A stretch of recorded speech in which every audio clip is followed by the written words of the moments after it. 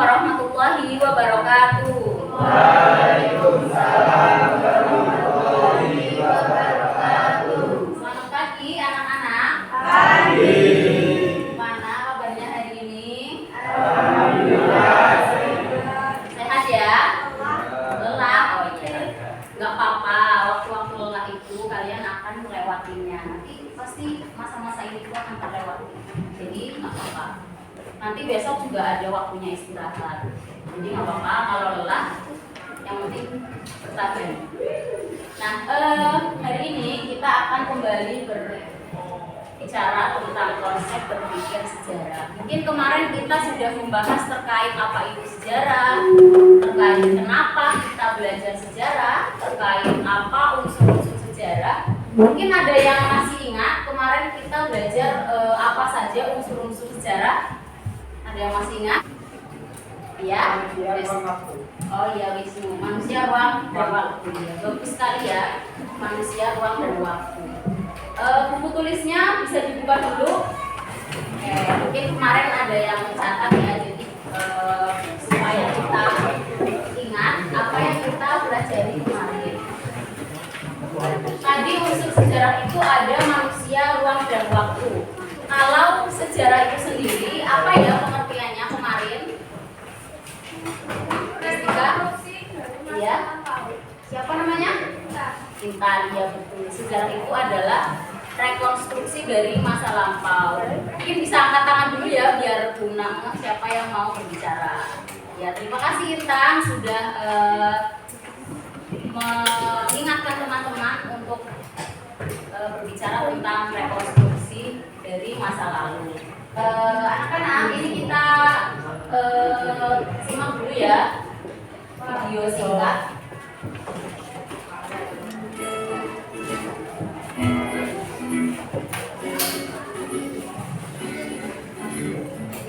Hai.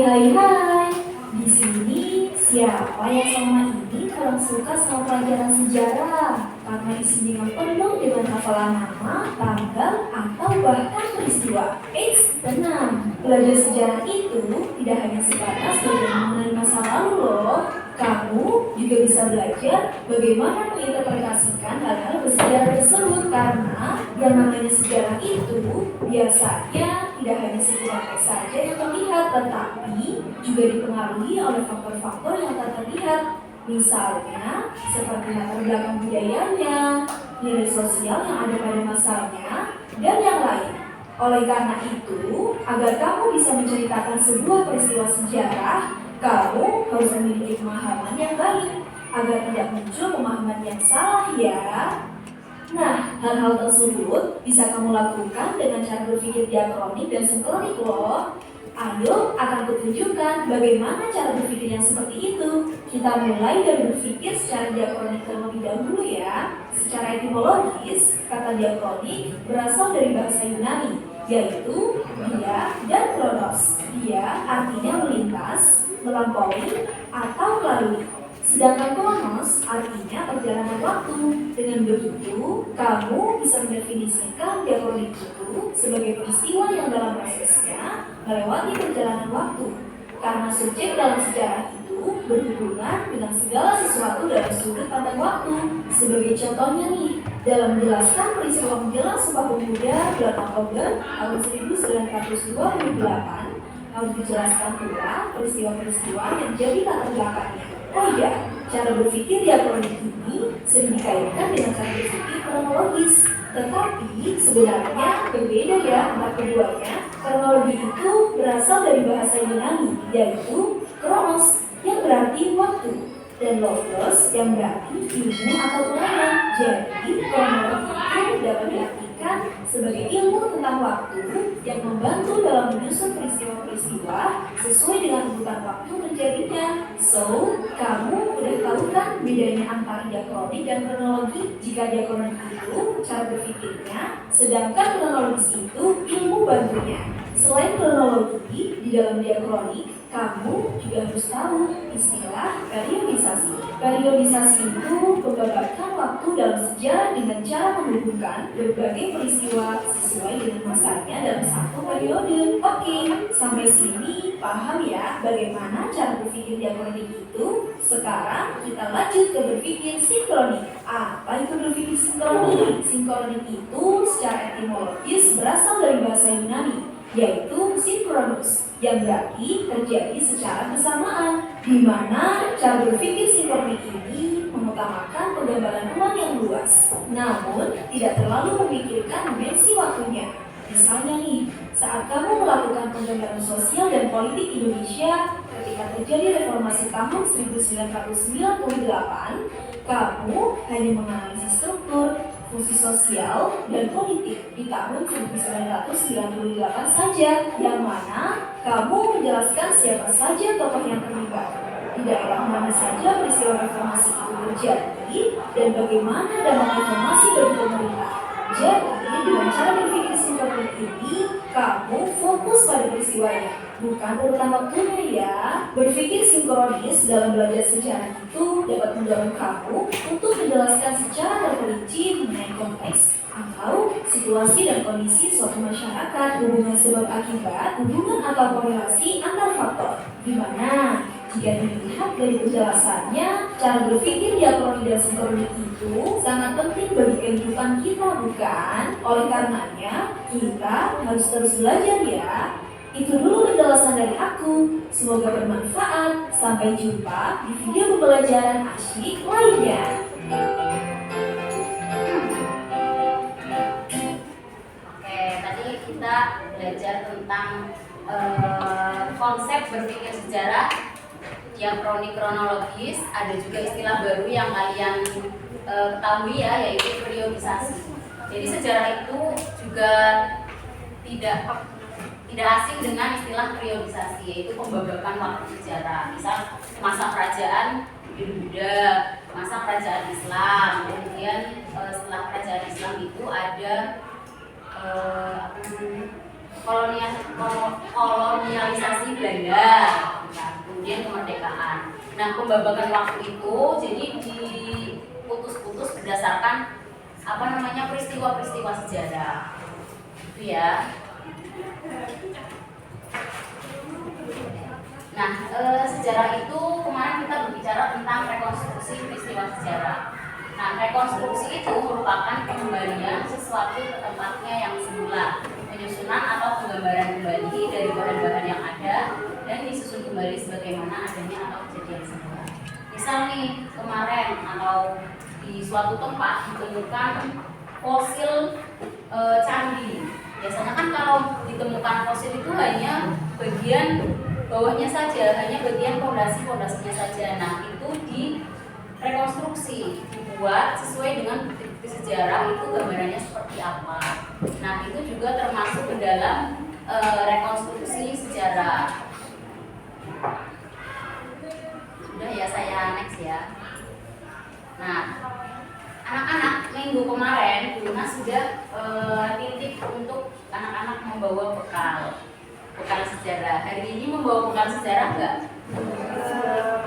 Yang bawa bekal sejarah siapa? Ada? Ya, betul. Cerita sejarah lokal yang kemarin dititip untuk dibawa hari ini. Ada yang bawa? Siapa yang bawa hari ini? Oke, Dava, Firman, yang tinggi, Wisnu. Oh iya, Pak. Nah, hari ini kita akan belajar tentang metode penelitian sejarah. Menurut Joseph dalam ilmu sejarah dan historiografi, arah dan perspektif tahun 1985, beliau ini ilmuwan sejarah, itu mengatakan bahwa sejarah merupakan semua kejadian atau peristiwa masa lalu yang bertujuan untuk memahami perilaku masa lalu, masa sekarang, dan masa yang akan datang. Jadi ternyata menurut Joseph ini, sejarah itu tidak hanya kita belajar tentang masa lalu. dari belajar masa lalu kita bisa bersikap untuk masa sekarang dan juga untuk menentukan masa yang akan datang. Sikap kemarin sebenarnya itu meminta untuk membawa bekal sejarah itu adalah dimana banyak untuk melakukan mini penelitian sejarah. Nah, mungkin masih sangat asing ya penelitian sejarah.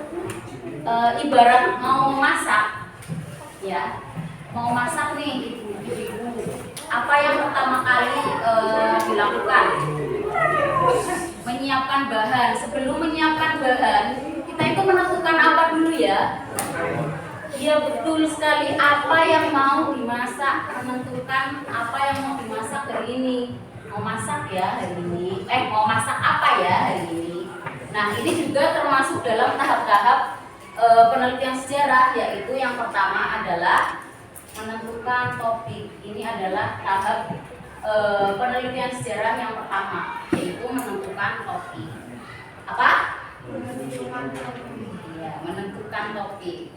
Nah, setelah misal tadi tuh mau masak, udah menentukan mau masak apa hari ini. Tadi Dava bilang apa? Dava? Iya, mencari bahan-bahannya. Kita sudah menentukan hari ini mau masak sayur sop. Nah, kita kan pasti ke pasar kan, cari bahan-bahannya. Bahan-bahan apa saja sih yang kira-kira itu dibutuhkan untuk memasak sayur sop, ya kan? Nah, dalam penelitian sejarah ini disebut dengan heuristik. Disebut dengan apa? Heuristik. Betul sekali.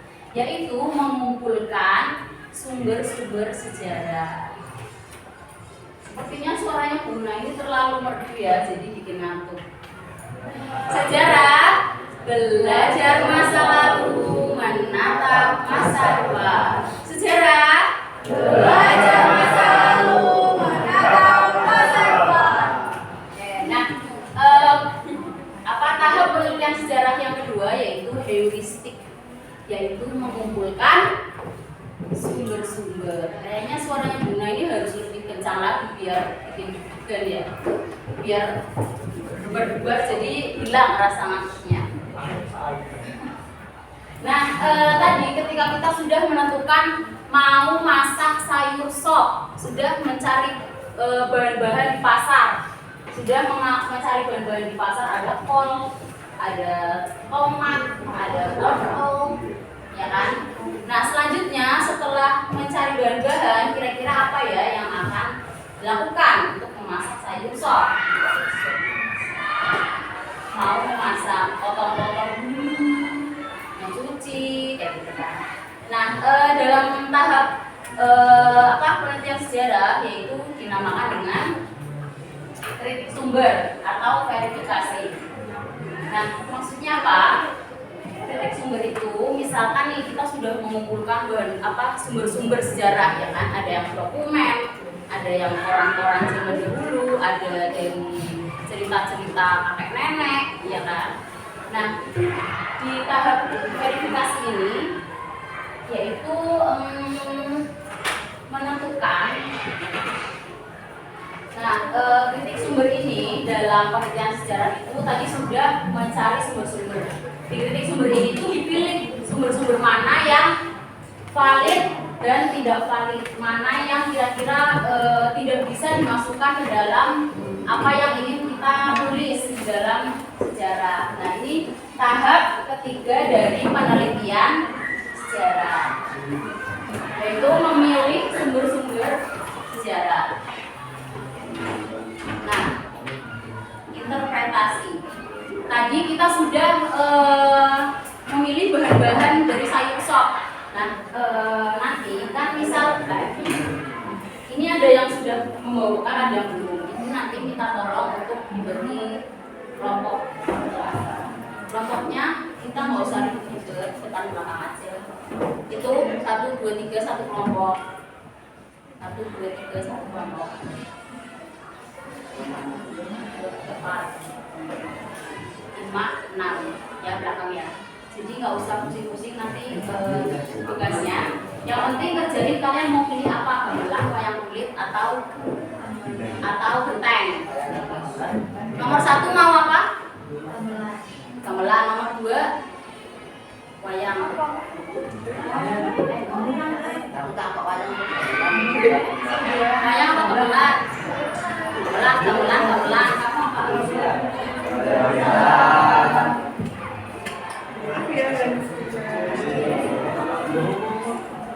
Oke, kelompok 1 gamelan, kelompok 2 gamelan apa? Iya, ya. Kelompok 1, kelompok 2, kelompok 3 apa? Tulis boleh. Kelompok 4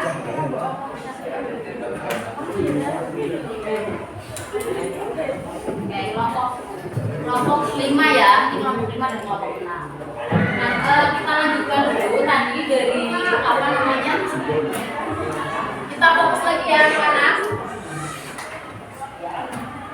Tadi kita sudah menentukan dan memilah bahan-bahan untuk memasak sayur sop. Setelah bahan-bahan udah ready, udah dipotong-potong, sudah dicuci gitu kan, itu adalah tahap untuk apa tadi? Iya, step memasak. Dikong serang gitu kan, ditumis gitu supaya bahannya matang. Nah, dalam penelitian sejarah ini disebut dengan interpretasi, yaitu apa ya namanya? Untuk membuat bahan-bahan itu menjadi suatu tulisan sejarah yang baik. Nah, setelah matang ya sayur sopnya, itu kalau di MasterChef setelah matang itu diapain? Nah, dalam penelitian sejarah itu yang terakhir tahapnya itu adalah namanya historiografi atau penulisan sejarah, yaitu ditulis dalam sebuah tulisan yang sudah benar dari sumber-sumber tadi yang sudah dikumpulkan, sudah diolah, sudah matang, sudah diinterpretasi. Jadi kemudian ditulis yang namanya disebut tahap historiografi. Jadi tahap-tahap penelitian sejarah ini ada 5 ya anak-anak totalnya. Nah, mungkin dari sini ada pertanyaan dulu sebelum kita lanjut ke tahap selanjutnya. Oke, kalau nggak ada kita ini. Guna ingin mengangkat tentang sejarah lokal. Sejarah itu kan ada macam-macam ya, ada sejarah lokal, ada sejarah nasional. Sejarah lokal itu yang memang dia lebih banyak dikenal di lokal. Misalkan di sini itu di Mojolaban ya. Berarti apa nih ciri khas dari Mojolaban? Kemarin anak-anak bilang ada yang genteng, terus ada apa lagi? Gamelan, wayang ya. Nah, di sini Ibu ingin mengangkat terkait dengan culturally relevant teaching atau pembelajaran yang mengangkat kultur-kultur dari daerah tersebut seperti itu. Nah, karena kemarin anak-anak sudah menyebutkan terkait dengan gamelan, wayang kulit, dan juga genteng, topik yang akan kita angkat dalam penelitian ini adalah 3 topik tersebut ya. Kita tadi bagi kelompok menjadi 1, 2, 3, 4, 5, 6 kelompok. Nah, 6 kelompok ini kalian boleh mencari sumber-sumber sebanyak mungkin. Semuanya hari ini membawa handphone.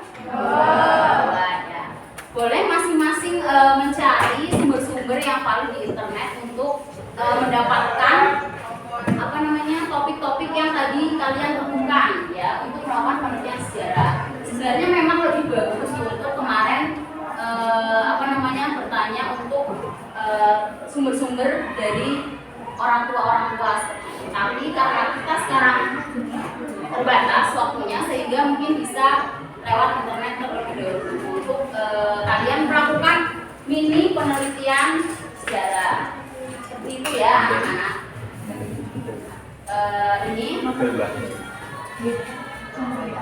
Ini adalah lembar yang kalian nanti akan isi untuk hasil penelitian sejarah. Nah, di sini ada kelompok ya. Ada kelompok 1, 2, 3, 4, 5 atau 6 ya nanti ditulis. Kemudian ada nama lengkap dan nomor absen. Dan ini judul penelitiannya apa? Misalkan wayang kulit. Nah, biasanya kan kalau judul itu kan ada judul-judul yang unik ya. Misalkan kisah klasik wayang kulit. Nah, itu bebas, kalian mau ngambil judul seperti apa, jangan cuma gamelan mojolaban. Misal tambahin apa ya namanya? Irama gamelan mojolaban sejak berapa? Itu ya. Jadi judul ini nanti ditulis judul yang kalian tentukan pengen judulnya kata-katanya seperti apa, gitu ya. Dan hasil penelitian ini nanti ditulis paragrafnya. Kalian hasil dari penelitian kalian itu apa isi dari yang sudah kalian cari di internet tersebut. Mengerti ya anak-anak? Mengerti?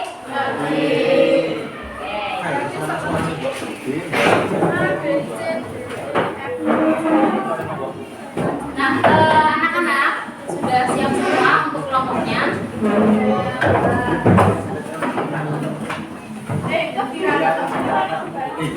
Oke, waktu kita hari ini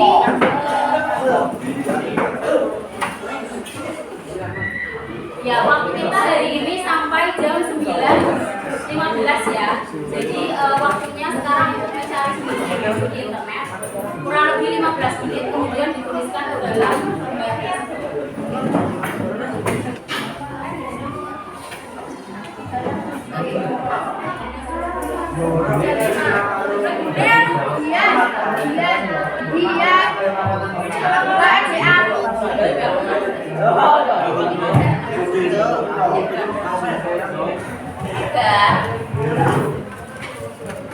Baik anak-anak, terima kasih atas kerjasamanya hari ini. Minta maaf barangkali ada kekurangan. Mungkin ada yang bisa memberikan kesimpulan. Tadi kita membahas tentang apa?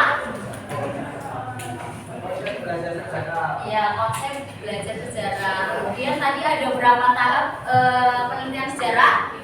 Ada 5. Nah, mungkin itu saja yang bisa Buna sampaikan hari ini. Kita insya Allah bertemu lagi pekan depan untuk pertemuan terakhir ya dengan Buna. Mungkin ini terasa singkat dan minta maaf kalau misalnya hari ini ada salah. Terima kasih. Ada yang ingin bagaimana kira-kira bagaimana pembelajaran hari ini? Ada yang mau? Kenapa? Menyenangkan. Ya, beneran. Iya. Terima kasih. Mungkin itu aja ya. Wassalamualaikum warahmatullahi wabarakatuh. Waalaikumsalam.